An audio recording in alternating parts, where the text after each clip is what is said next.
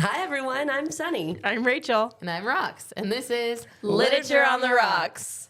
Have you seen those shirts of the, it's got like a guy in armor, like a little medieval guy in all metal armor. And it's like, dost thou even hoist? No, I kind of want to buy it. I don't know why putting any sentence in a medieval time verbiage makes it 10 times better. It's how a lot of our tech messages were in 2025. Yeah, especially when we complained about work or our journey to work. It was all medievally and it made it more palpable. Yeah. It was very entertaining. I looked forward to reading those medieval messages. Which I'm not good at it. I really have to take some time to think about it. And then I put it in chat every time. I usually end up like, and then changing it. Like, this is not what I wanted to say. I want to take our medieval conversations that we have on the messages and then put them into chat and be like, translate these. Like reverse translate. Yeah. Translated into 2000. What if it comes? I will say, speaking of translating, we got a comment on our Dungeon Crawler YouTube video, the book club. On the youth, okay. And I had to look up what the word, like, what does it mean in this context? Because they were saying it was great. I'm paraphrasing here. And then it said, amazing. Yes, great. and then it said subbed. And I was like, the fuck does that mean? Was it a compliment? Like, this kid is obviously 23. What does that mean? Also, We're old, but why thank you. are we so old that we don't know what this means? Subscribe to a topic. Oh! Oh my God. Subscribe! Oh, to be almost 40. Fuck! Thank you, young one. Where's the text message button? Where's the voice to chat? Grandma, stop sending me texts about chickens. Hence, she needed to grab her reading glasses this morning. I have astigmatism in both eyes. So offended. I have astigmatism. Bitch! That's not correctable with laser. That's true. I have one too. Didn't get corrected. That's the only thing I have is stigmatism, and it hurts my eyes to look at a computer for a long time. How dare you comment on my disability? ADA, diversity, inclusion. You are our eyes diversity hire. Dude, it's really crazy. 40 is the protected age. I know. Oh, so I know. I'm so close to being able to go off in this bitch and still have a job. I truly, okay, this is probably, we're going to have a conversation, you guys. I think about this all the time because I feel like once I am in the protected age, I'm probably going to have, if I ever wanted to leave the company I'm at, if I go in an interview, there's gonna be stereotypes and some bias because I'm old. But you're also not looking for a lower end job. And I feel like people... Yeah, but I'm in marketing. I'm like, hi, I'm your social media manager. Wait, let me get my readers out. They're gonna be like, do you even... What is sub? No. Do you even know what the market needs these days? Are you familiar with social media? That's going to be the question. Someone told me, so we have this AI initiative at our office, and I'm like, they wanted us to have someone who was part of the subcommittee, right? And so we were naming people off. I feel like I'm pretty good at it. Like, I'm not someone that another company's going to hire and be like, thank you, please be our AI person. Mm-hmm. But like, I've got a pretty good handle on it. Then there was a comment like, they're too old. And they were 32. And I was like, I'm sorry, what? 32 is too old for AI, to understand AI. I disagree heavily. I disagree by at least 6 years. But then it's like, if I were to leave, I feel like, how old are you? And you're supposed to be knowing AI and marketing and all these new social media platforms. You're going to have to supplement with some certifications to prove that, or just be able to speak to it But getting into the door, that's half of the battle. Yeah. But I also feel like if you're hiring someone who's a director or someone who's a higher level, they're generally not 25 or even 30 really. They're not. Yeah. I mean, luckily, I don't plan on leaving, but it is something like, I better know. This is where I want to be, because the fight to get there is going to be rough. Yeah. And you're a woman, and on top of all the other things. Yeah. Yeah. There's a Yeah. lot against us. The older I get, the more it piles on. Yeah. All right. Let's get into this book. Yeah, we are book summarizing The Wedding People by Alison Espach. Yeah. We are. All right, I'll give you a little bit of an author bio here. Yes. Alison Espach is an American novelist and professor of creative writing at Providence College in Rhode Island, known for her emotional, humor-tinged stories about identity, connection, and the strange, winding ways life reroutes us. She is the author of 3 novels, The Adults, that came out in 2011, Notes on Your Sudden Disappearance, that came out in 2022, and The Wedding People, that came out in 2024. Critics have repeatedly praised her ability to capture both comedy and heartbreak in the same breath. Allison grew up in Trumbull, Connecticut, earned her BA from Providence College and her MFA in creative writing from Washington University in St. Louis, where she transformed her thesis into her debut novel, The Adult. That's awesome. Cheating? Oh. No, not cheating, but that's awesome. Like Yeah. she did something with her thesis, not just like let it die over here. Yeah. Well, I mean, it's not really for masters, but in PhD level, your last work, your dissertation gets published.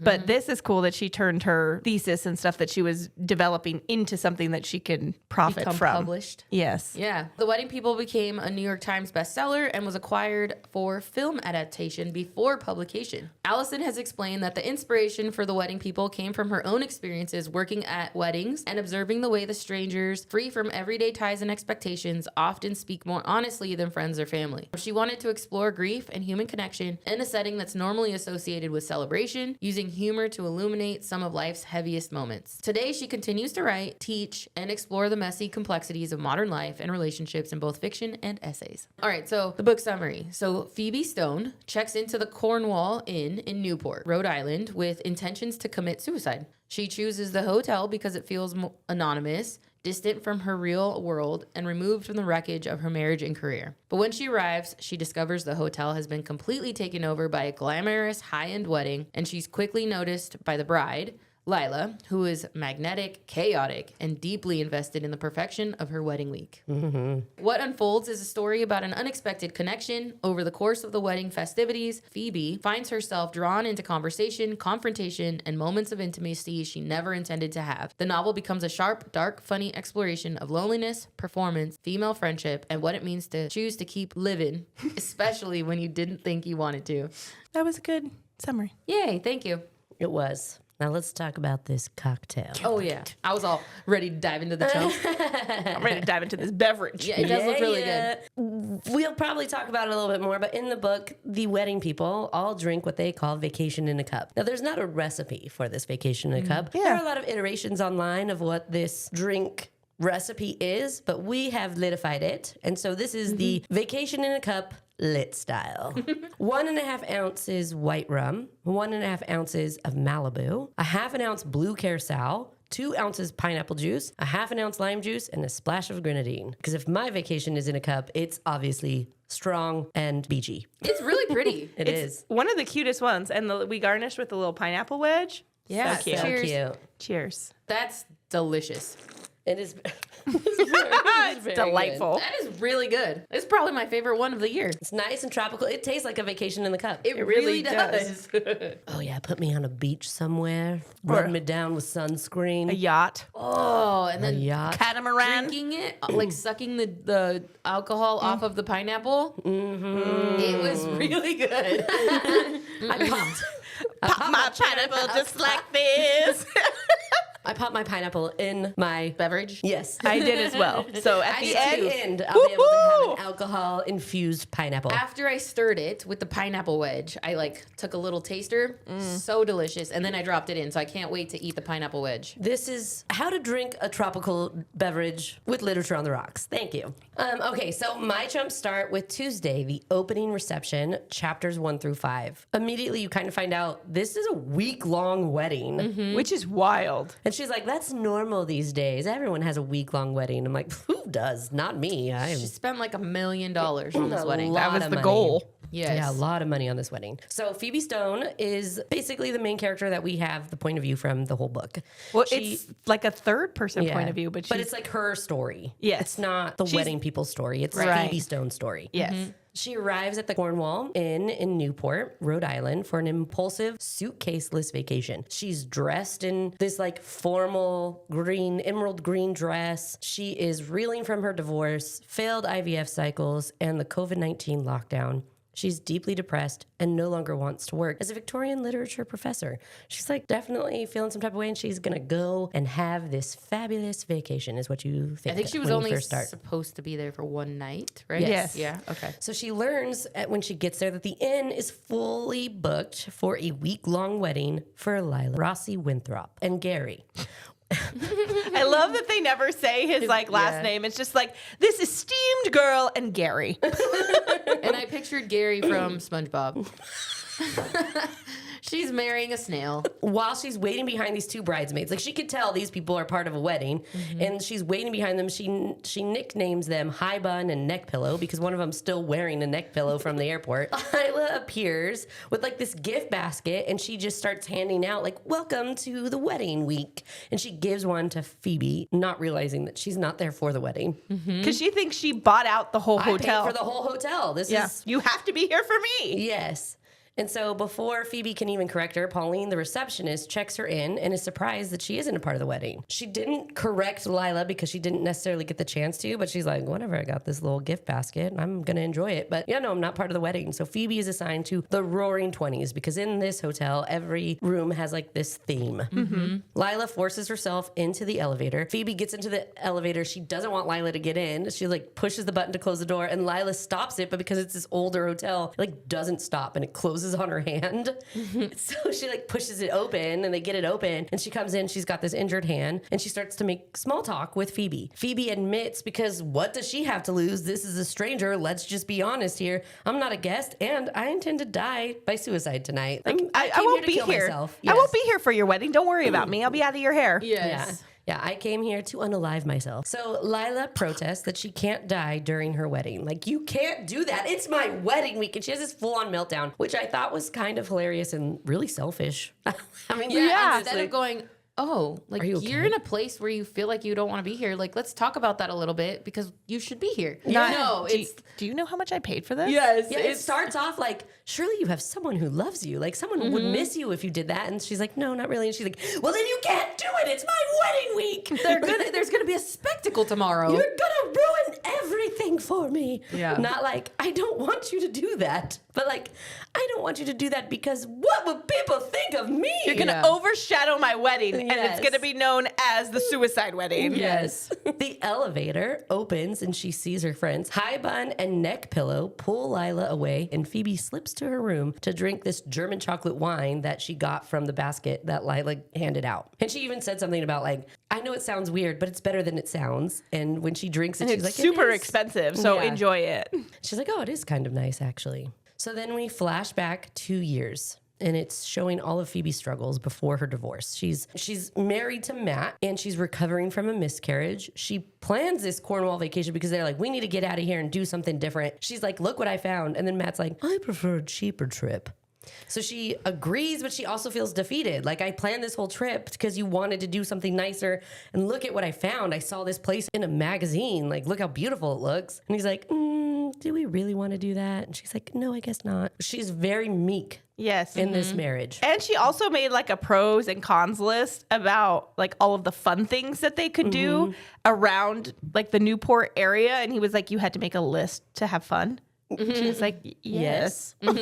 So she agrees, but she feels defeated. She's weighed down by depression and her disappointment in her adjunct career and lack of publication. So she's like, Because she's not on a tenured professor track. and they're like, you need to write your book. You have a book that you wanted to write it. And she like pretends that she's writing it here and there, but she never actually finishes it. And now she's been in this career for years and years and years. She's never written the book, and her boss keeps asking her about it and how it's going. And her husband is asking her about it, and she doesn't care about it. So she sends Matt a flirty sext because he's like, I'm going to go out drinking with some friends, whatever. Very aggressive in her sext It's like, Yeah.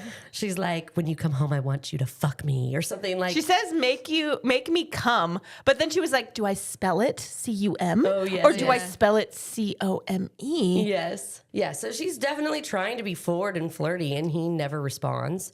And then he returns home. Instead, he celebrates a career award, and not with any of the sexy stuff. Just He's like, I'm getting an award finally. How exciting for me. so he later apologizes after seeing the message, but Phoebe wishes he were more passionate and fantasizes about like rough sex and talks to her cat, Harry. But she wants to be like choked out. She wants all of the She crazy. definitely throughout the book has some dark thoughts. Not fantasies. just like No, yeah, like, dark fantasies for sure. dark fantasies, but then even some that are like unhealthy, I would say. Not just because of her where she's state at of mind mentally. her Yes. state of mind. Phoebe impulsively buys an expensive emerald dress for Matt's ceremony because she wears the same black dress or whatever every time. So she buys this really pretty dress for the ceremony, but she decides it ends up being too flashy, and she wears the usual black Calvin Klein dress. At the event, she feels overshadowed by Matt's success and grows suspicious of his interactions with Mia, a former friend who recently became a mother. And with all of her like troubles of having a child herself, she feels like this is something that Matt wants. Now there's And that's this why he's baby. attracted to yes. her. Yeah. But also, it's hard going through infertility and even having close friends say, like, even though you're happy for them to be like, I'm pregnant, you're like, I don't want to fucking hear about it. Yeah. So I understand her. Like, we used to be close, but she probably pushed her away because she was dealing with some shit. Right. Sure. Yeah. The early COVID-19 lockdown worsens Phoebe's depression. One night after dinner, Matt packs a bag and reveals that he's in love with Mia. So she has like these suspicions during this night. She even asks questions like, so Mia, what do you think about her? And, Mia's right? just so pretty. And Like, he's like, yeah, sure, Just whatever. these like leading questions. She's Yeah. expecting the answers to be what she thinks they are. Yes. And why torture yourself like that, honestly? Yeah, but one day he comes home and he's like, yeah, you were right this whole time. Like, But you're I'm in love asking- with her, not just. But you're asking because you already have these suspicion. You just want him to confirm, and he was going to do it eventually. So just She's let the like man do tiptoeing it. about the issue. Yeah. yeah. Because I'd be like, who the hell is Mia? Yeah. I mean, I know her because we're friends, but Why the fuck do you know her? yeah, why are you being so chummy? Yeah. Now we're back in the present, and Phoebe wants to see the ocean and eat a decadent meal before dying. She tries to order room service, and they're like, I'm sorry, the inn is understaffed, and all guests are supposed to be attending this wedding, so we don't have room service available. But there is at the reception here downstairs. Like, there is The food. welcome reception. Yeah. Come on down. Yeah. Unable to face the celebration, she sits on the beach and thinks about recent events. Matt moved in with Mia and helps with her baby. Phoebe lost her office and relocated to the faculty lounge. Like, it's been a couple years since all this happened now. Yeah, I think Yeah. like 2. Well, because COVID lockdown, they were teaching And he had already on moved out. Zoom shortly after COVID lockdown. Like them being alone together, like solidified his like, I need to get the fuck away from Yeah, you. so he's COVID, But- he's not there. Right. Yeah. But she decided, like, when everyone was starting to go back to work, she's like, I'm going to stay remote. So they gave away her office. So when she finally is like, everyone needs to come back, she's like, I'm back. And they're like, well, you don't have an office anymore, but sit next to the Xerox machine. Yeah. Yeah, and like this, like, here's our break room. You can be sit in in this the room room closet closet next if to you it. like. Yeah. She goes to work. She dresses in that little black dress because she feels like that was the last time that he had some sort of like told her she was beautiful. So she's kind of fishing. He and Mia like walk in together. They see each other and it's really awkward. He eventually walks out. Mia comes back. And Phoebe confronts her, like, you were supposed to be my friend. And Mia insists the marriage ended long before the affair. Yeah, you don't know How do fucking you know know? about anything in my Yeah. marriage. Yeah, like, if he truly was in love with you this whole time, he would have never come looking for me. Yeah, he wouldn't or- have fallen in love with me. Yeah. Like, yeah. Okay. What a bitch. And like this was supposed to be her friend. I can't imagine. an acquaintance. I would feel guilty if something never happened. Yeah. Like if anybody And I ever would close to never- me fell in love with my husband, Oh yeah, no, we're not. You're slicing legs yeah. coming off. You're gonna be limbless. Limbless. You definitely have something supposed- wong with your face once I'm done with you. Yeah. Gonna need You're some gonna have a hard time. reconstructive surgeries. You're gonna have a hard time finding anybody else to love you at this point. So you better take advantage now, girl. The only person loving you is your nurse because you're limbless. Nurse. You need somebody to feed you. You got no limbs. That machine that's helping you breathe, that's your only lever. Oh my God.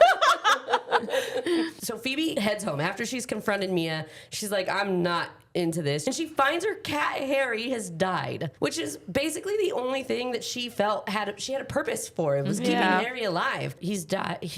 She just like lays a blanket over him in the basement. She can't even deal with it. Yeah, she doesn't even know how to deal with it. She drinks heavily. She wakes up hungover and she decides she's going to the Cornwall Inn, this beautiful hotel. She's spending all her money and she's going to do it because she's going to die there. Yeah, like the room was like $800 a night. So she's like, just going to go. I'm just going to spend it. We're just going to live in the lap of luxury. I'd spend that now. Yeah. Oh, I definitely would not. I mean, I don't know. Yeah, I don't know. It'd have to be a very special occasion. Yeah. Because most likely I'm not going to be staying there for one night. And Yeah, if exactly. I'm going to do this and spend $800 for multiple nights. Yeah. If I had a specific budget, I wouldn't want to waste it on the hotel room. Yeah, because you spend less time in it. If I was It's the going there amenities that I'm going there for. Yeah, Are you though? Yeah. So that's the thing. I was just having this conversation with my husband because there was this hotel that was probably closer to, it wasn't $800 a night, but it was expensive. But it had like a water park and it had like this beautiful pool. And like, if we were going The there. amenities. Yeah. Sure. If we were going there to just go Stay to a at the hotel, hotel. and stay in a hotel, worth it. But that wasn't the point of our Yeah. vacation, right? It's That's we want what to I go see mean. the sights. We want to go. So we're not going to spend a lot of time in this. So actually, I don't want something that's going to make my kid go, why are we leaving the hotel? Yes. Right? Yeah, that's because fine. like you're not going to stay in a resort. Like you're going to go see the Right. sights of the place that you're visiting, Yes. right? Now, if you're going to go stay at the resort, like we're going to Cancun, yeah, I'll spend $800 a night so that I can enjoy all the amenities. We're not going anywhere. We're going to be Yeah. staying on this resort. Plus, so it includes so many things. it better includes, have a bunch of shit for me to do. I'm spending $800 a night. I will say, I do want to stay at the Grand Californian, and that is roughly about $800 a night. Yeah, but it's connected. Like there are things that you're basically staying at the hotel the whole time. Nah, I'll stay at The only reason why I don't is because I live so close to the. Yeah. Like I'm not. I'll stay at the Marriott down the street, and then I'll drive myself into the park. Yes, you know. Phoebe's last day plans unravel. Her meals, she wanted this fabulous meal. It's fallen through. She can hear the people outside. Her music skips because she brought like this record that was something that was a joke and now feels jazz like or something? and now feels like appropriate. Jazz She for wants to listen to lovers or it. something like Yes, that? but it doesn't work right. And her cigarette starts making her cough. Like it's just like everything starts adding up. And her plan was she's gonna take all of her cat's medication. His pain medicine. Yeah. And just like fall asleep and die. Like that's her plan. Easy peasy. Yes. Lemon squeezy. So she's hearing the wedding festivities below and she starts like watching them. Mm-hmm. And then she's interrupted by Lila barging in and demanding she stop smoking. Lila's got this really big personality. And when I first met her, I was like, she is selfish. She is rude. But as you go on, you do kind of I feel like You soften up to yes, Lila. You soften up but to at Lila. first, you're like, because she. I don't think I did. Never? Oh, no. No. You never liked her. No, she was self-entitled the entire time. Oh, for sure. She was Yeah, self-entitled. yeah. And I was irritated But by I feel it. like she was going through something. And so I felt more sympathy for her. Like, For sure she was going through something, but what Phoebe was going through was far more important than her freaking... We'll get into it later. Okay, okay. So Lila begs her to postpone her suicide. Phoebe and Lila talk about Lila's life. Her father's name is Henry, and he left her $1 million for the wedding. Before he passed away, it was like his dying wish that she would get married. And Gary is her fiance. It was Henry's doctor because Henry had this Colon cancer or something. It was killing him, and they wanted a second opinion. And so Gary was a second opinion and became his doctor, saying, we can make it work. Lila offers to pay for Phoebe's stay if she promises not to die for a week. Like, just please wait. Because Phoebe tells her, I only have the room for one night. Like, I'm going to do what I got to do. Don't You worry, guys- I'll be out of here tomorrow. They'll Yeah. wheel me out in the morning, and then you'll never have anything to do with And they're it. going to do everything they can to, like, hide it. Yeah, Don't worry. like, I will just be on my way, and you won't have to worry about it. And she's like, absolutely not. I'll just pay for the week. Do it at the end of the week. And I think Phoebe even argues, like yells at her and tells her, this has nothing to do with you. This is my life, my room. Get out. Yes. And she's like, how did you get in here anyways? Because she just barges into her She room. has a Like, I got a key key. to She's like, all I the got a key. rooms. Yeah. Yeah, she's like, She's like, everybody's here for my wedding, so I have a key to everybody's room. And she's like, well, I'm not. I think she's, yeah, right? They get into this argument, but Lila, like, almost reacts in a way to the argument, like, I'm surprised, but also I'm not bothered by it. And then Phoebe tells her, you have some food in your teeth, by the way. It's been stuck in your teeth since I saw you this morning. And Lila has this moment like, what? And she's looking for floss. And then she's like, I've been talking to so many people and nobody told me these are supposed to be my best friends. And a stranger had to tell me. Yeah. And then she calls downstairs. She's like, I need some floss. And they have to go to like the CVS down the street to get it for her. She's like, yeah, I'll wait. So now the festivities are going on downstairs. And she's sitting there waiting with Phoebe and talking about all the things. And she like talks fast. Yes. And just like word vomits. Word vomits Every all the sentence things. is a word vomit. Very much she has nobody to talk to. Yeah, and yeah. so Phoebe is now her ear. You're a stranger. You're not going to judge me. You're not going to feel any type of way. I I mean, know you're you, going and to I don't die care. tonight or at the end of the week. So I'm going to tell you all this shit. Yeah, let me tell you how I'm feeling. And my mom, and my, Gary and his preteen daughter and his close bond with the best man, Jim, who she feels like is flirting with everyone. He even flirts with me. And it's weird because Jim is his dead wife's brother. So it's his old brother-in-law. And why are they so close? It's so why do we weird. have to keep talking about her? And Which bothered me a lot. yeah. But anyways. yes. We digress. Yeah. So Lila returns to the reception, leaving Phoebe feeling empty. Phoebe finishes the wine and takes Harry's pain pills. She does listen because she makes Lila tells her, like, my mom wants to do a toast or speech, and I keep telling her no because all she's going to do is embarrass me. And then while she's sitting up there drinking and about to take these pills, she hears the mom grab the mic and talk about Lila and say all the things that she's like, oof, yeah, that was not a great speech. And then she kind of like slowly gets invested into like what's happening. Like they always bring it back around and end on a high note. Like Yeah. I'm waiting for the high note. And she's like, oh, the way they met, he was in the art gallery and saw a naked painting of me and wanted it. And that's how they met, right? And it's like, whoa, oh, yeah. Yeah. It's not great.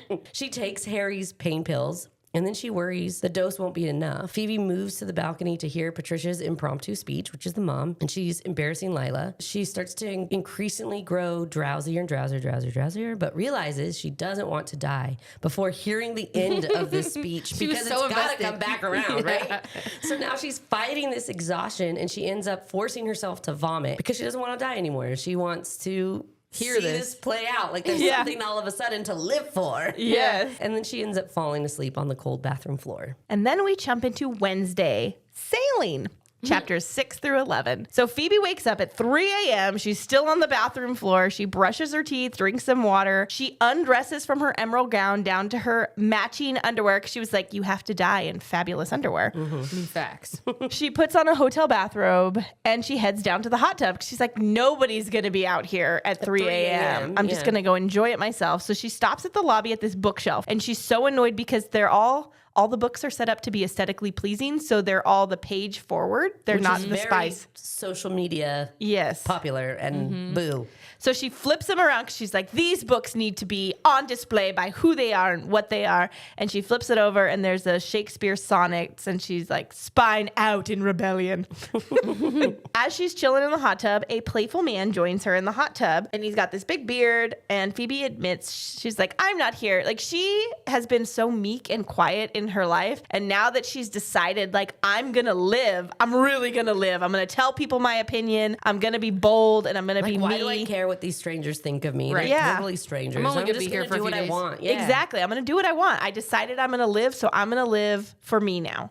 So she's like, yeah, I'm not with the wedding party. And I came here intending to die. And now I don't want to anymore. So I'm here. And he's listening with empathy and shares his own experience with Some depression. of it's like shocking to him too. He's like, wow, all right. Okay, yeah. All right. But he's like, you shouldn't feel bad. Like, I've had those thoughts too. I'm glad you're still here. And the man's like, he accidentally touches her in the water and it excites Phoebe. And she deadpans this man and was like, want to go to my room and fuck? And he's like, oh. And she's in her underwear already. So she like stands up and he like, I don't know where to look. And Yeah. she's like, I want to fuck you.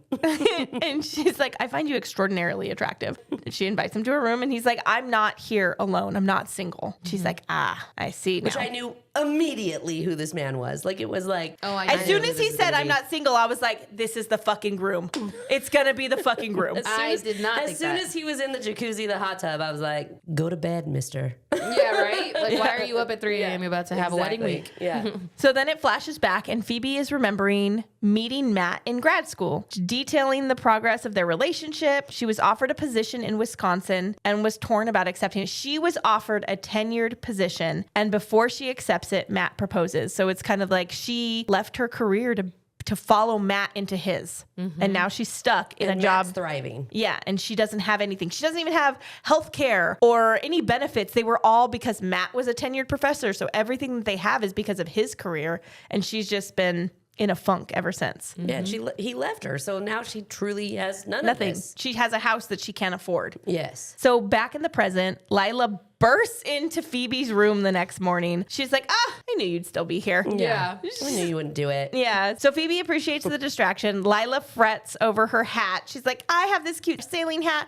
We're going sailing, but is it too much? Is it not enough? Like, she's just Like of all the people, she goes into this stranger's she's room to super start, like, young too. She's like 23. Is she that young? I didn't realize she was that young. She's in her 20s. She's is, young. Like sort of not significantly younger than Gary, but there's She a is. gap. There's like a 20-year age gap. No, I don't think it was 20 years. it was 20 But years. it was. He's early 40s. Okay, maybe 15. I think she was older 20s. I don't remember, but. She's definitely in her 20s, and he's Yes. in his mid 40s, And I early think to mid 15 is 40s. right. Her mom does comment later about how she just loved older men. So there is Yes. a gap. We just don't know exactly what it is. Yeah, I mean, they do say, tell us, yeah. but she's like, Phoebe, come down to breakfast. And she does all this shit for Phoebe because she is used to being wealthy. She's a Rossi Winthrop.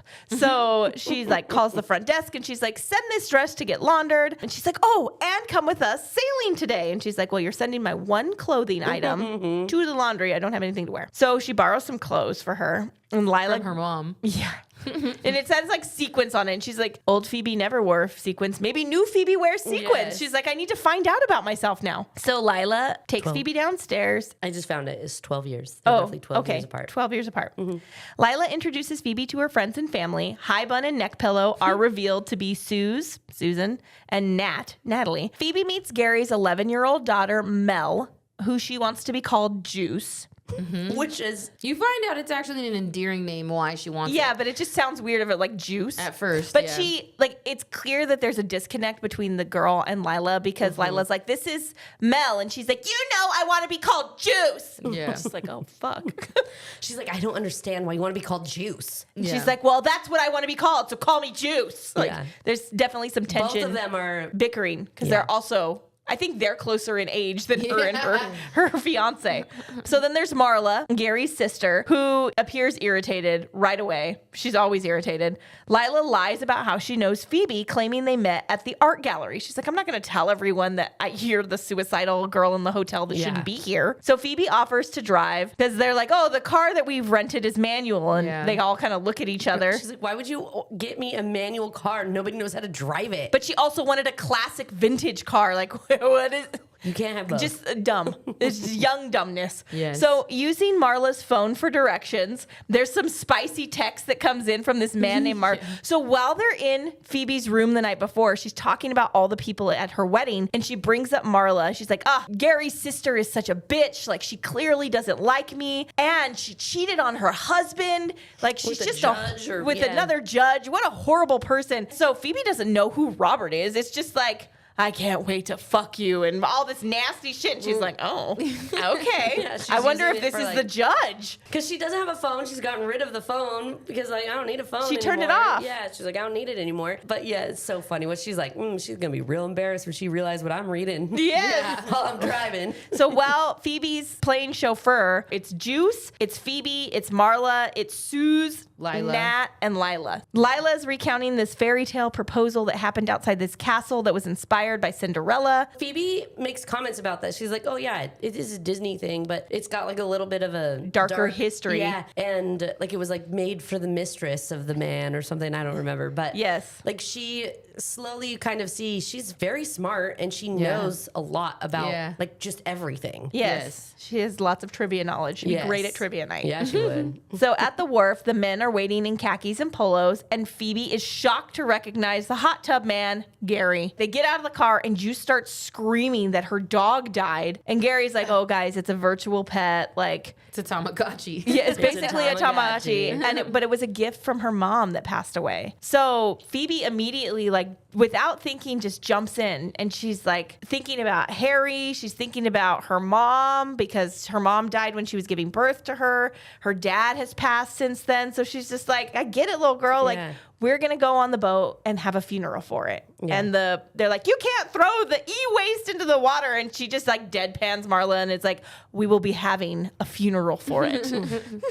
So they get on the boat. Lila, Nat, and Suze are reminiscing about Catholic school and how they made their signature drink, Vacation in a Cup. Ew. Cheers. Gary introduces Jim to Phoebe. Is it called Vacations in a Cup? Or Vacation in a Cup. Phoebe helps Juice with the funeral, and Gary and Jim say a few kind words about her virtual pet. Lila is clearly irritated, but she doesn't say any shit to Phoebe or anyone. She's just like frumpy and angry over there. While Phoebe is helping her have this funeral, like she's also mourning and like setting free the loss of like the miscarriage and her cat, and like she's having an emotional response. Even Gary's looking at her like, you okay? Okay. Like, we're having the feelings. Her, like, did you know my dog? Yeah. Yes. So Phoebe watches Lila and Gary together, searching. She's like, oh, they've got to be in so much love. Like, but she only sees like performative, like side hugs, and like they're really playing up the relationship for the people. Like, it's not genuine. So after returning to the hotel, Phoebe is like, she keeps referring it, like comparing it to her marriage too. Like, oh yeah, I pretended to, or I made this sacrifice as well when I didn't want to, or like she keeps kind of comparing it to her failed marriage. They invite Phoebe to come and do the rest of the activities, the wedding activities for the evening. She's like, I'm going to go take a bath. Grateful. She's in the bath and she's like, oh, I'm so happy I have this body. She's reflecting on, because she's been in therapy for years, and like, oh, this man's making sense now. My therapist is making sense. She starts masturbating and she's real close to the end, and Lila fucking barges in to her room and starts, she doesn't even say hi. She just starts talking shit about Marla. And she's like, what do you think about Gary? And Phoebe's like, what the fuck? You are She even tells her, like, I was trying to get myself off. And she's like, you could do that in a bathtub? Yeah. She's like, I don't care. I see naked people all the time. Yeah, she's like, I'm naked. And like, she's like, why are you in my room? Stop coming into my room uninvited. Stop knocking. Like, not all of this is about you, Lila. And so then Lila like sits down and she's like, well, my maid of honor and supposedly my best friend just called and said she's not making it here. She's venting about caring for Juice. Gary works late. Phoebe's like, well, if you're gonna stay in here, like, wash my hair for me. And so then Lila just starts washing her hair. This is when I think I started to feel compassion towards her. Like, she's going through this. Like, I think there's a lot more to this wedding thing. She's alone in all this. Her friends suck ass, and maybe literally even. I don't know. But I don't know what that neck pillow do. Like, her friends are not great friends. They clearly don't really know her, and so now she's attending to this woman who going through some stuff, and it like kind of warmed my heart because it wasn't even a question. She just like grabbed shampoo and started washing her hair, cleaning her back, and like, I'm gonna take care of you now. So she confesses that she's like, I feel like I'm pretending around everyone here. Like, I don't have anyone to be myself around, including Gary. And Phoebe empathizes, explaining she only stopped pretending when she arrived here. Yeah. Like, once I decided to live, like, I'm done. Once I decided to die, I started to like become myself. And then when I decided to stay alive, I'm going to keep being myself. I'm going to keep doing this. So Lila asks Phoebe to be her maid of honor, and she kind of hesitantly agrees. It's wild. And immediately feels excited. And she's fulfilling something she's always wanted. Later, Phoebe turns on her phone for the first time since leaving home, and she has just a barrage of messages. Most of them are from Bob, who's her department head chair, who's like, where the fuck are you, Phoebe? Like, no one's in your classes teaching. And some are from Matt. And she vaguely replies to Bob, like, I'm going to need some time, and I need a leave of absence, and just very professional and short. And she ignores Matt, as she should. I owe my boss potentially something. I don't know what I'm going to do. I might go back. I don't know. But I owe my boss some sort of. Yeah, I at least need the week. Yeah. I need the week, and then I'll be back. I don't owe Matt shit. No, Matt can go fuck himself. Seriously, get out of here. And then that starts my chumps, where it's Thursday, the bachelorette party. Friday, the blending of the families, chapters 12 through 17. I'm so sad my drink is gone. Me too. Wish I had a snack.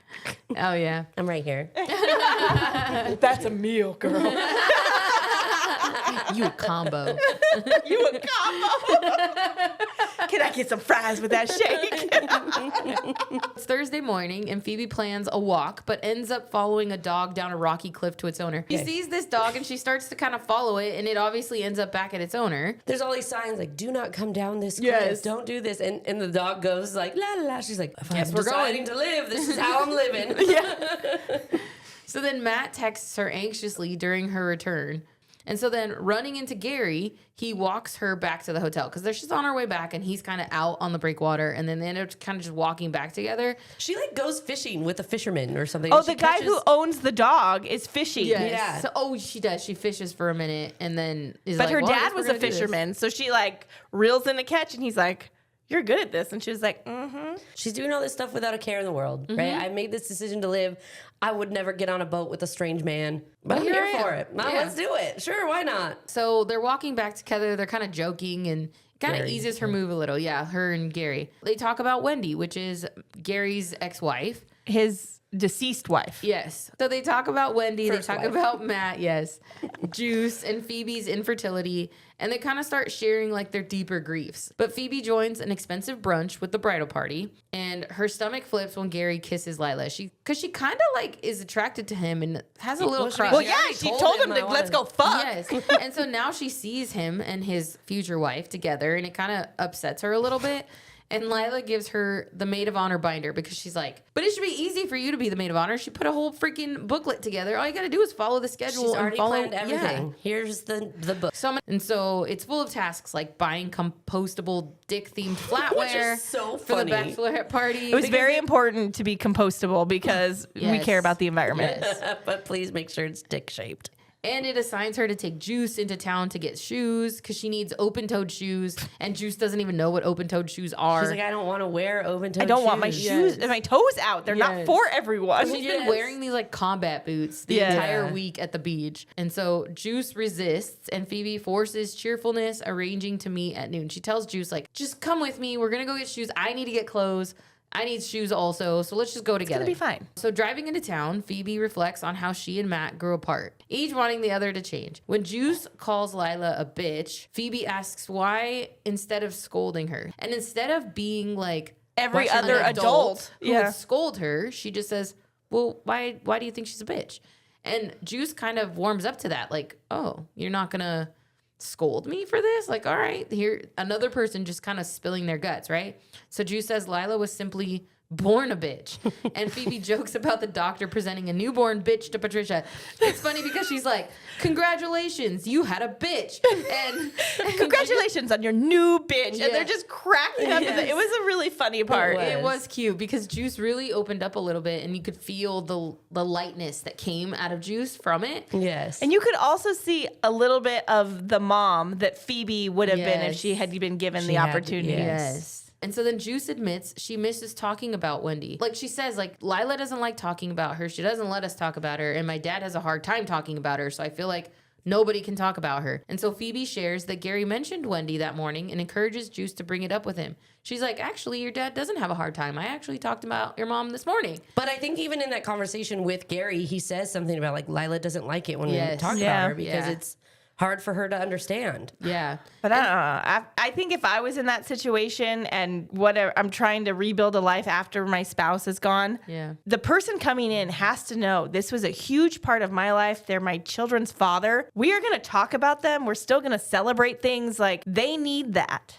Yeah. Everything Yeah. in this life is going to have some relation to that person. And we can't just I have a pretend child it with didn't this person exist. that You passed need away, to like- honor that and respect it Yeah. if you want to be a part of this family. Yeah, I don't Yeah. understand. I couldn't understand why Gary would just be like, we just can't guess talk we don't about talk her about her anymore. now. Yeah. Because never would I ever. But also, I feel like Lila was young and Yes. didn't understand. She was, we continue to go through it. It's like, I know she was having a hard time with all the things, including this past relationship that he had with this very loving woman. And how do I compete with someone who's not here? Right? She was young and trying to figure it out. But even still, I don't know if it's the difference in age, right? But still, maybe then you're not the right person because Right. not only do you have to love me, I think you start noticing you guys are not the right people for each other. Yeah. Really. You also have to love my 11-year-old because Yeah. she is a part of me. Yes. And it's not like I'm divorced and she's going to be here 50% of the time. Right. Like she is here 24/7 and you are going to have a hand in raising her. Yeah. And don't worry, you don't have to compete with her. But Yeah. also, You need to acknowledge that she Yes. existed. yeah. Phoebe validates Juice's feelings and notes Gary's efforts to be kind to Lila. Phoebe later returns Patricia's clothes to her room and finds her drinking alone. They talk about Patricia's late husband and their families. And so Patricia kind of spills her guts to her about Lila's father and their families. In that conversation with her mom, she talks about, like, I don't think that, like, she's always been attracted to older men. She's always tried to be something. Like, I don't think that she actually wants this marriage. She's never tried to marry a man before, but I think because of whatever her dad told her on his deathbed, she now feels obligated to marry him. And I just wish she wouldn't. Yeah, she's never been herself. Yes. So then the bachelorette party begins at a spa with a water journey where everyone strips naked for the pools and the hot tubs. Phoebe helps. Very much reminded me of the Korean spa that I went to and didn't know this was part of the activities. That's funny. And I couldn't imagine if you guys were like, here's your water journey part of your bachelorette party, Sunny. I'd be like, what do you want me to do? We're all getting naked together. I didn't know I liked you guys this much. Okay, so Phoebe helps Lila fully relax. They leave rejuvenated and return to their rooms to get ready for dinner. So in the lobby, the bridal party has drinks served by Ryan. They head Ryan. Ryan. Ryan. R-Y-U-N. Yes. Did you read this book or did you listen to it? I listened to it and how they talked about it, like Ryan. So the maid of honor had arranged this like sex woman to come and have a class for the And girls. when she gives her the folder, they're like, sex woman, what's a sex woman? She's like, I don't know. I didn't read it. You're Yes. not supposed to tell me. Yeah. She's like, well, okay, there's a sex woman zoologist that's coming and I don't know what that means. Well, even when she calls, she's like, she'll tell me more. And she's like, I have a note here that you're coming to the bachelorette party. And she's like, yes, we're scheduled at this time. Do you have a projector? Yes. And she's like, a projector. Yeah. I do, in fact, have one. They don't know what to expect. It's No. just like, this sex woman is coming. Let's find out what she's got. And then she proceeds to show a video of giant pandas mating and advises the couples on how they revive their sex life. Like, And I've helped pandas all across the nation. She like Mate. Freaky. relates it to these Now I can pandas. help you. And they're all like, we're not pandas though. Like, how does this relate to But us? some people are like, oh yeah, and they start talking about it, and they're like, well, Lila, how? She's like, I'm not participating. she Like, we asks have a them- great sex life. She asks them a question like, when is the last time you felt extremely sexy? And what Or was it that turned turned on. you on, right? And so they all kind of share a little tidbit about what it is. Freaking Phoebe's like, last night Yes. with Gary in the hot No, tub. she doesn't say with Gary, but she says like last night. Yeah. And she's like, well, what was it about that? And so they have a made little you- Oh moment. yeah, he really saw me. Yes. Yeah. They have a little moment and then they turn it to Lila and Lila's like, our sex life is great. I don't need to talk about this. Yeah. And Why it does shuts this it down. matter? Yeah, Yes. it shuts it down real quick. So then for dinner, they go to the White Horse Tavern in Newport, and the bridesmaids grow tired of Lila's bad attitude. Back at the hotel, they meet for private tarot readings. Marla and Phoebe share a drink and discuss Marla's affair. So they have this tarot reading, and everybody kind of feels connected to the readings. But then when they ask Lila what happened, Lila refuses to talk about it. She's like, she was wrong. yeah, like Yeah. it's stupid. These tarot cards, I don't even know where she gets these information from, but it's clearly not right and kind of avoids the conversation. But part of this part was like, I guess, a little cathartic for Phoebe because she's talking to Marla and she's like, I need to understand what makes a person have an affair because my husband left me and I don't want to forgive him, but I. Well, she even asked, like, you couldn't find it in your heart to forgive someone who had an affair? And she's like, well, he didn't even ask. yeah. She learns about infidelity, but still she can't forgive Matt because Marla tells her, like, we went to therapy and that's why we're sexting all the time. Oh, yeah, it and comes it's out. leading up to this Like, wedding. they're not allowed to have sex, but they want Yes. to have They're trying to sex. create this like sexual tension so that when they see each other, they want to ravage each other's bodies. Yeah, they're rebuilding the relationship. Yes. Picture the messages that she's read, like, Yes. I want Yeah. your tight, hot pussy. Yeah, Like, and so now it's all like- making sense to Phoebe because Yes. she's like, "Oh, those were those Those are messages." those. That was your Okay. husband. Got Yeah. it. So Phoebe's tarot reading predicts a move, a property investment, and the end of her pregnancy journey, and a distant future romance. I liked her tarot reading. This is Yeah. cool. I was like, ooh, yeah, that was a good one. Oh, that's good to know. Yeah. Oh, okay. Right. I get it, Phoebe. Yeah. Life is looking great. Yes. So after years of feeling stuck, she's relieved to hear about her future. She's like, this sounds awesome. Especially I for a hope all of person- this turns out to be true. Well, especially for a person who decided to give up on her future. Yes. Now she gets a chance to think about it and hear what it could potentially be. Yeah. And honestly, this bachelor party sounds kind of like a good time. Yeah. I will say, this book made me want to go to Rhode Island. Oh, Yeah. Yeah. So then the group ends the night at a nightclub. They all go in and they're like, I think it's Lila who offers to take a shot. And they're like, do we take shots now? Is that what we do? And she's like, come on, like you just got to live a little. So then eventually they all give in and they all take shots. It's late and they're all drunk and they all end up walking back. So Lila throws up in a flower pot. Like as they're walking through the lobby, she's like, oh shit. She's like stops in this flower pot and she vomits. And Phoebe helps her to her room. She ends up in Phoebe's room because Lila loses her key. And so now she like is laying on Phoebe's bed, drunk. Lila confesses her attraction to Jim and doubts marrying Gary. Like she tells The one her, that she complained that hit on everybody, even me. How disgusting. And she's like, I kind of like him. I think he's so hot. yeah, but she tells her like, I don't think I want to marry Gary in her drunken stupor. Yeah. And Phoebe kind of talks her out of canceling the wedding that night. She talks about how the tarot card like reader said some of this, and I think she was right. She might have been Yeah. right, but I don't want her to be right. They're in Phoebe's room, but she's trying to go to sleep, and Lila's like snoring like crazy. So Phoebe finds Lila's key, and she slips into the bridal suite and falls asleep in Lila's bed. And it's not that great a room. She's like, oh yeah, my room's way better. Yeah. Gary enters the suite looking for Lila and is surprised to see Phoebe, but he's kind of excited about it. Like, oh, hey, what are you doing here? Also, he's drunk and he admits his reservation about marrying Lila and shares he hasn't been truly happy since Wendy died. And Phoebe imagines him single and admires him. And he says Phoebe is the only one he can talk to, and they share a moment before he leaves. The next morning, Lila's hungover and intends to not cancel the wedding. Like, Phoebe's waiting for her to go, are we going to talk about what happened last night? And Lila just almost dismisses it like it never happened. Yeah, like what? No. And- What is there to talk about? I threw up in a flower pot. I'm wild. Yeah, it was a crazy bachelorette party. And so she sends Phoebe to take her place in a surfing lesson with Gary and Juice. Juice is telling her, like, we're going to go surfing today. Like, let's go. And This is Lila's the like, one thing that Juice wanted to do. Yes. And Lila's like, I am absolutely She not doesn't going even tell surfing. Juice that. Juice is like, we're going to go surfing. Let's go. And she's like, yeah. And then they close the door and she's like, you should go and go surf. She's like, I'm not going surfing. Gary and Phoebe laugh together, struggling into wetsuits. So they get down to the beach and they're trying to put on their wetsuits and they're struggling. They're like, are we wetsuit people? I don't think we're wetsuit people. And they're like, can't get it over their thighs and they're having a hard time trying to fit into them and they're cracking up about it. But they go surfing. Phoebe almost gets up, actually stands up for a small second. Juice is a natural at it and just living her best life. And Gary just is like, not my thing. But after surfing, Phoebe, Gary, and Juice, they lay out on the beach and they lay on the blanket and they take a nap together. And Gary's kind of like touching Phoebe's leg with his leg, and it's kind of an intimate moment. It's almost like they're A family. Yeah. Yeah, it's not like intimate in the way that it's inappropriate, but Right. it No, is- it's just like they're so comfortable with each Yes. other, and it's easy for the three of Yeah. them to enjoy time with each other. Yes. They wake and have lunch at Flo's in Newport, where Phoebe imagines being part of the family because they're having this day together and it feels like they could be a family. So Phoebe skips the blending of the family's reception, drinking at the hotel bar with Jim instead.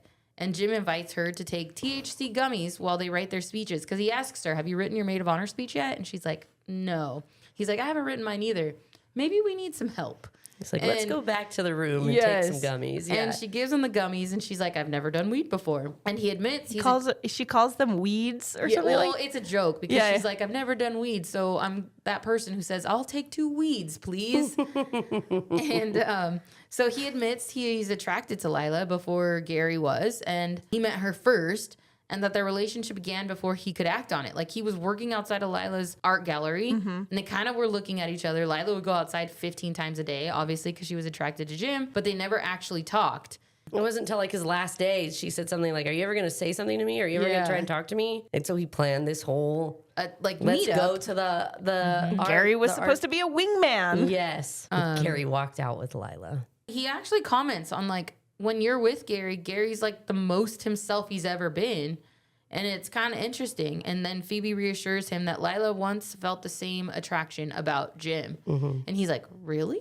She's like, yeah, actually. Well, he doesn't like, he's like, did she ever like me? And she's like, I can't say that. And he's like, you're not answering is answering enough. You didn't Like, say that she wasn't attracted to me. Yeah. So inspired, Phoebe returns to her room and writes a 5-paragraph speech, her first writing in years, and she's feeling like unstoppable about it. So she searches for teaching jobs and apartments in Newport. She has this revitalization. And so she finds a listing on Craigslist because she says at first she thinks Craigslist is only for murderers. It is for murderers, right? That's what it's around for now. And she finds a listing for a winter keeper at a Newport mansion and contacts the owner to apply. So then we jump into mine, which is Saturday, the rehearsal dinner, chapters 18 through 20. Lila assigns Phoebe to accompany Gary to his appointment since he hurt his back, surfing, and can't drive because he's an old man. So Lila doesn't trust Jim to complete the tasks correctly. Before she leaves, Phoebe realizes her wedding speech is entirely inappropriate. She, like, sober-minded, looks at the speech and is like, what did I write? I cannot say any of this.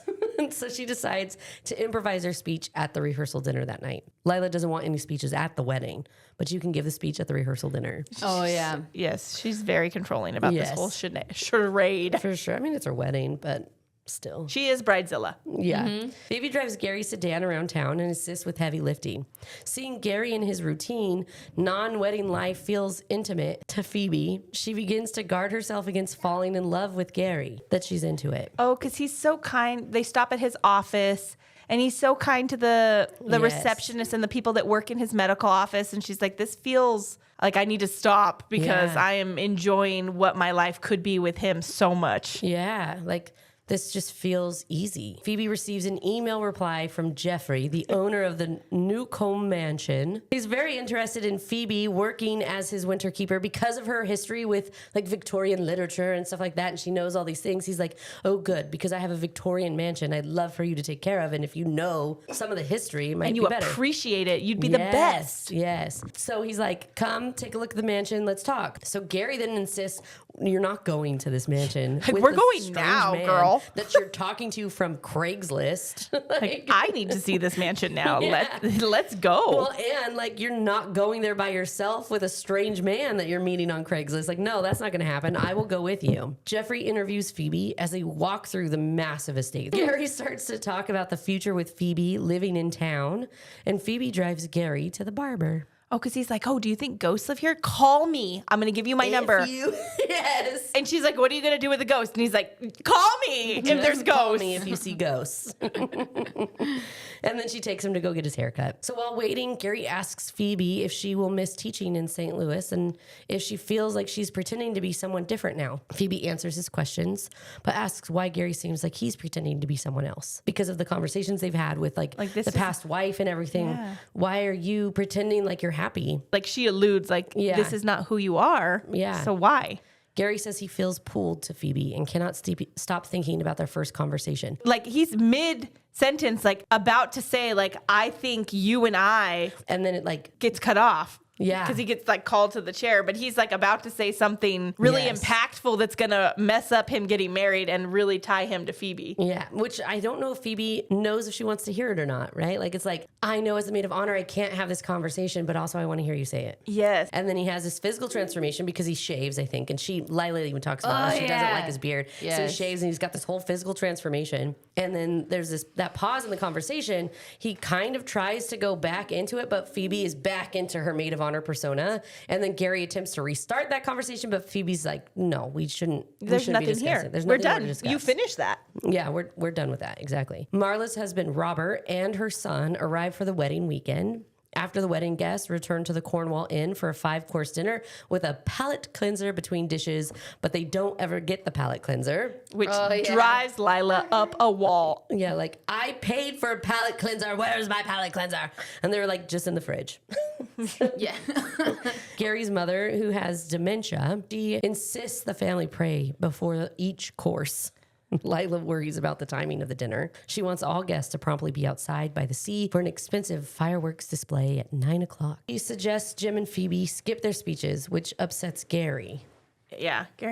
Gary's starting to be real done. So Jim and Phoebe make light jokes during dinner. At one point, Jim holds Phoebe's hand, and Jim stands and clinks his spoon to a champagne flute without Lila's consent. Jim cries as he talks about his close relationship with Gary, the loss of his sister, and Jim confesses his attraction to Lila. He says, like, everything that you're not supposed to do at a wedding. He, like, lets it all out. Gary, you were so happy with my sister, and you're not that way with Lila. And she's a beautiful woman. Yes. You should be so sad that you lost her. Yes. I know I am. And Lila, I thought you and I had a thing. But he kind of ends it to where everyone thinks it's a joke that he's like, I thought she was hot first. Like, yeah, you were supposed to be my wingman. Yes. Yeah. Jim compliments Lila before toasting the bride and groom. he does the circle back. He circles back and makes it right. Yeah. And then the fireworks begin to launch in the background as Juice steals sips of Jim's red wine. She gets lit. Yeah, she do. So Phoebe motions for Lila to join her in the bathroom. Lila immediately rants about Jen. Like, she's just complaining Can't about all believe things. he started a speech. I told him they were canceled. Yeah. And where are my palate cleansers? Yeah. She really wants those palate cleansers. Yeah, I mean, she spent a lot of money. I feel like you better be reimbursing me for them then. Yes. After Lila's ranting about Jim and his stupid speech, she's like, he's in love with you, Lila. He's been in love with you. And then after an argument, Phoebe ultimately decides that Lila isn't her friend. They return to find Gary dismiss the wedding guests outside to view the fireworks. Lila feels enraged that the guests left before they could have the palate cleanser to hear Phoebe's toast. I know, but Gary's like, you wanted everyone down there by 9. I thought I was being helpful by sending everyone. Yeah, you paid for all these expensive fireworks. All the adults then notice that Juice is drunk. Marla claims she will take care of Juice, dismissing Gary and Lila to the fireworks. Because However, Juice just like walks up and vomits. Yes. Well, so yeah, however, when Juice vomits, Marla insists Phoebe step in as the sight and smell will make her sick. She's So like, she's like, I can't do this. I can't. Phoebe, you need to take her. You need to take her. So Juice is crying as Phoebe escorts her to, and she misses Wendy terribly. Like, she's just- having she's a drunken, sad She's moment. sad. Yeah. She's She wants her mom. depressed. Yes. Yes. I can't imagine. Yeah. So Phoebe consoles Juice, explaining that she grew up without a mother and turned out okay. Juice drifts to sleep as Phoebe strokes her back, thinking about how good of a mother she would have been. It's sad because she is. She obviously has a connection with Juice too, and she's good at it. Gary finds Phoebe and Juice and explains that he cannot watch fireworks without knowing if Juice is okay, which good dad. Good dad, Thank you, yeah. Just as Gary starts to talk about his wedding as a mistake, Phoebe hears a knock on the door. She opens the door, and it's Matt standing outside of Phoebe's door. He introduces himself as Phoebe's husband to Gary, which No. you walked in and found a man in my hotel room and then decided to introduce yourself as my husband? And we've been divorced for over a year. It's been like 2 years since they've been Yeah. divorced. Yes. Wild. And they divorced via Zoom because it was COVID. And you left me, asshole.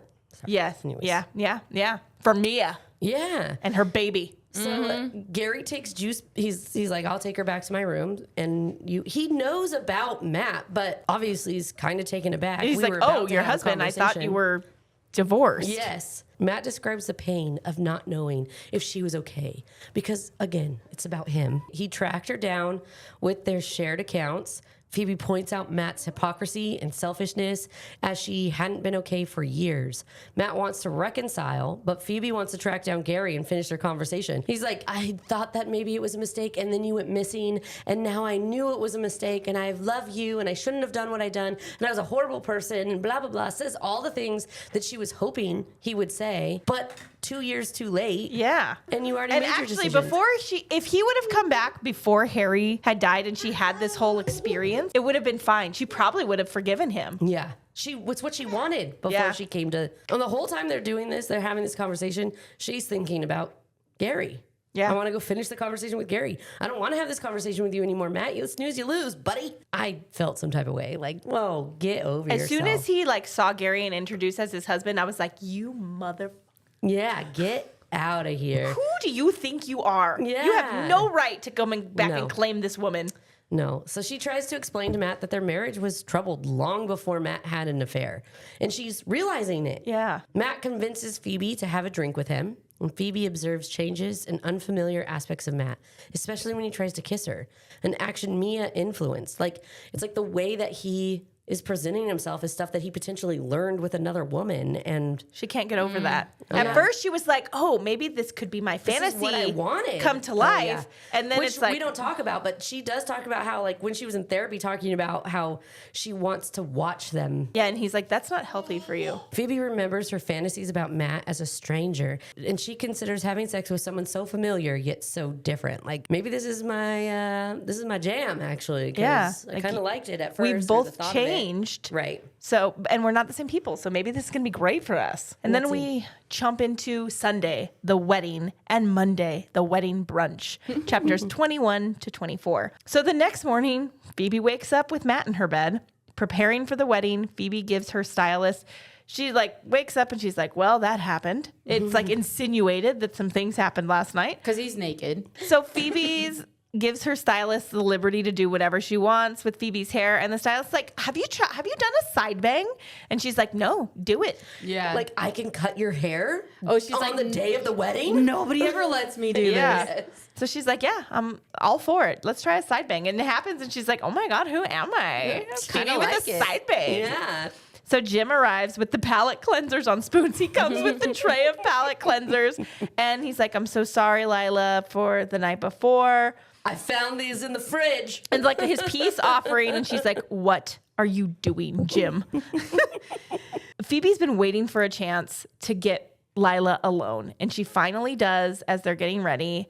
And Lila asks Phoebe's opinion about her like wedding hairstyle, and Phoebe's just like, "It's perfect. You are the perfect bride." Because She she's goes like full realizing, issue. yeah, And she's like, I'm a maid of honor. This is my job. Yeah, Is to that's- make you feel like this is the best decision you've ever done. So I'm Yeah. going to stick to it. if you're going through with this, I will play my part too. And so the women both agree that nothing is going to ruin the perfect day. However, when they summon the car for the breakers, so they had an issue with the previous vintage car. Like Jim runs up and it was like, somebody fucked the car. Oh, yeah. Because someone made love to the tailpipe of the car. Like, what do you mean? How did it like Actually. fucked it up? And then he's like, no, like someone actually stuck their dick into the exhaust. It was a vintage car. It turned him on, okay? Yeah, but And it he's got also freaky. like, why would you tell Lila that? Because she has a whole meltdown, needs a new car, but they I don't can't have. drive a fucked car to my wedding. Yeah, exactly. So when they get the new car to drive to the breakers, Lila loses it because it's a new model Mercedes. It's Yeah. not the vintage car that she wanted. She's like, I'm not getting into that car.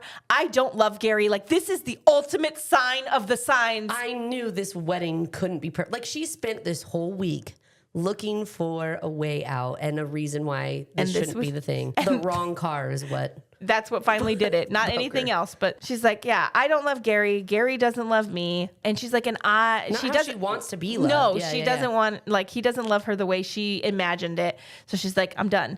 Phoebe's like, okay. She talks to Pauline. She's like, Pauline's going to take you back to your room. You're going to draw a bath. Pauline, while you're in the bath relaxing, Pauline's going to book you. Like, where do you want to go? She's like, I want to go to Canada. And she's like, okay. Pauline's like, we have a hotel in Canada. I can arrange that. Yeah. And she's like, great. Pauline's going to book you the hotel in Canada, and I am going to go to the wedding and let everyone know what's happening. So Phoebe goes. Phoebe will tell Gary and the guests about the canceled wedding. Phoebe admires Newport's beauty. She's driving to the breakers in the car by herself. She's uncomfortable when she gets there and makes eye contact with Gary, but she's walking down the aisle making solid eye contact with this man. And because she doesn't think it's fair to just walk in and be like, wedding's canceled, everyone. Right. So she walks down the aisle and she whispers to Gary, it's done, Delilah's decision. And then she turns around and announces it to the guests that the event is off. Thank you, everyone, for coming. Yeah. There is not going to be a wedding today. Yeah. Please go back to the hotel and enjoy the rest of the amenities. She apologizes on Lila's behalf and answers any questions as people file out to return to the hotel.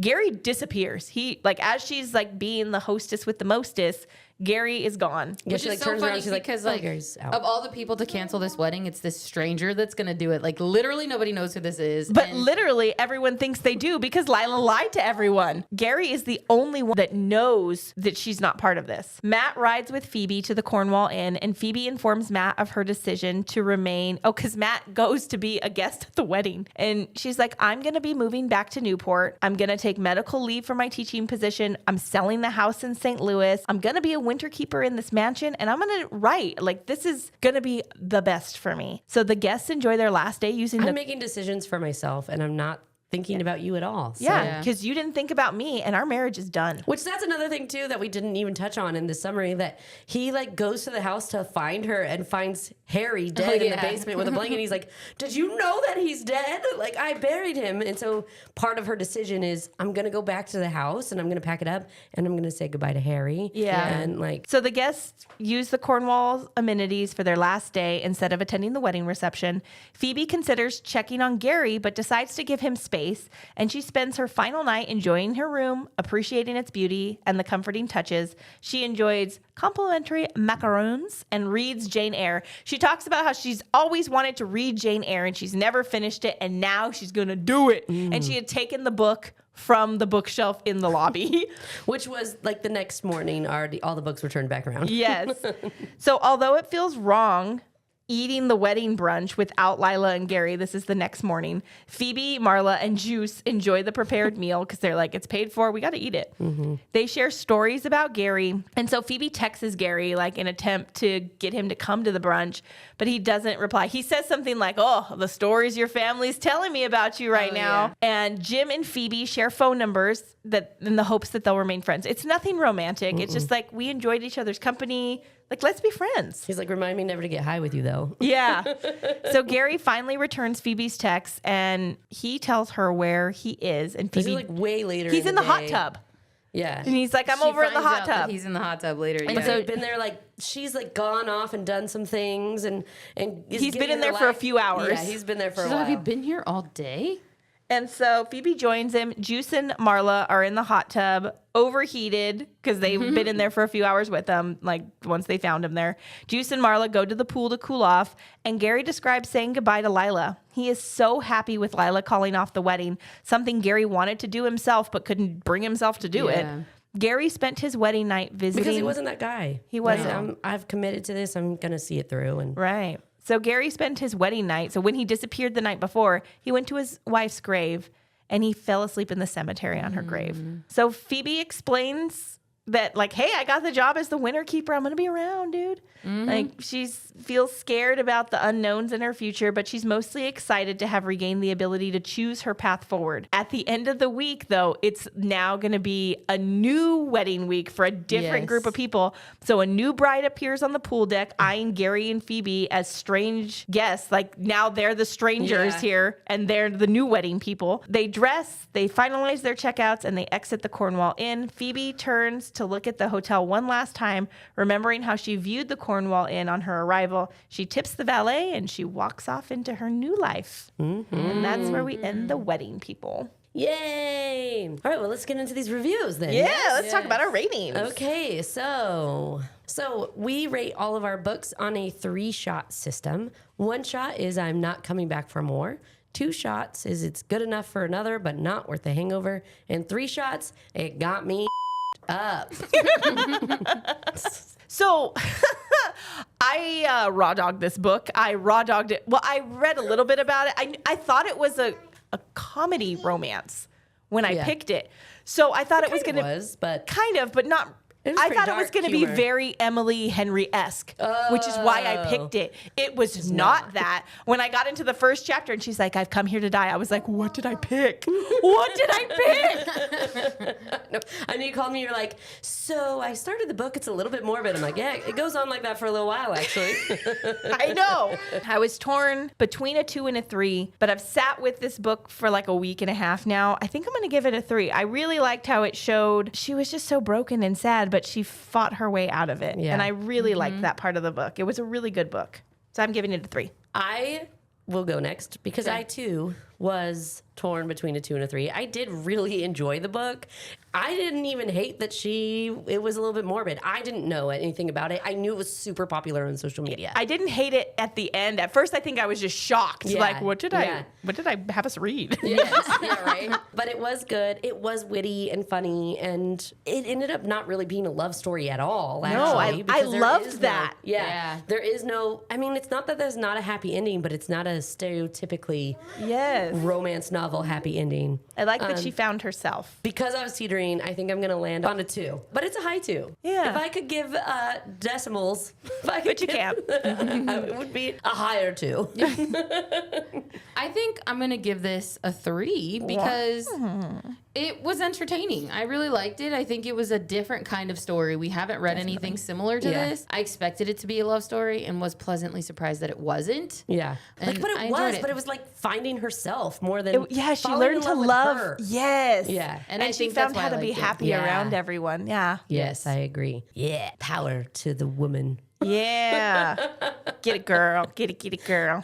All right.